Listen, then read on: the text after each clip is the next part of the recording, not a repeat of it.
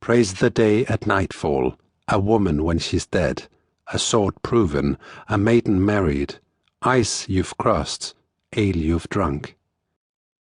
A bad friend lives far away, though his house lies on your road, but it's no distance to one who is dear, though you travel many miles. A man must go to many places, travel widely in the world, before he is wise enough to see the workings of other men's minds. Don't cling to the cup, but drink your share. Speak useful words or be silent. No one will blame you for bad manners if you go to bed early.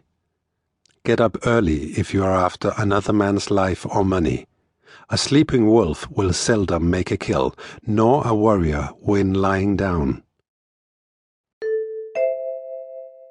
Gudrun said, "My secret was to Yuki's sons as garlic stands taller than grass, or like a bright stone on a string of beads, a priceless jewel among the princes. My lord's warriors honored me once more than any of Odin's maidens. Now I am little, like a winter leaf clinging to a willow since the king is dead. I miss in the hall, I miss in bed, my companion killed by Yuki's sons who gave me to grief, who made their sisters bitter sorrow. May all who live here leave your lands as you cast aside the oaths you swore." Sigurd and Regin went up to Knitaheath and followed the trail along which Fafnir slithered toward the water. Then Sigurd dug a great ditch in the path and got into it, when Fafnir crawled away from his hoard. Venom spurted from his mouth and flowed from above into Sigurd's head. When Fafnir passed over the pit, Sigurd drove his sword into the serpent's heart. Fafnir thrashed about, striking his head and tail on the ground. Sigurd leaped out of the pit, and they confronted each other. Fafnir said, "A boy, just a boy.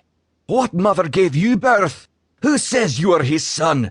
A bright blade is red with Fafnir's blood. Your sword stands in my heart." Now she saw the fire from the grave mounds and the living dead standing outside. She went toward them and was not frightened, passing through the fire as if it were smoke, until she came to the berserker's grave. Then she said, "Angantyr, wake! I am Hervor, Tova's child, your only daughter. Give me from your grave the great swift sword that once the dwarfs forged for Zrafalami."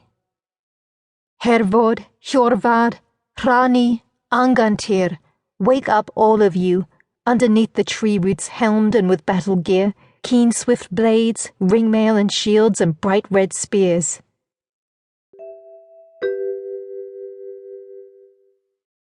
Thor was on his way back from the land of the giants, when he came to a narrow body of water. On the other side was a ferryman with his boat.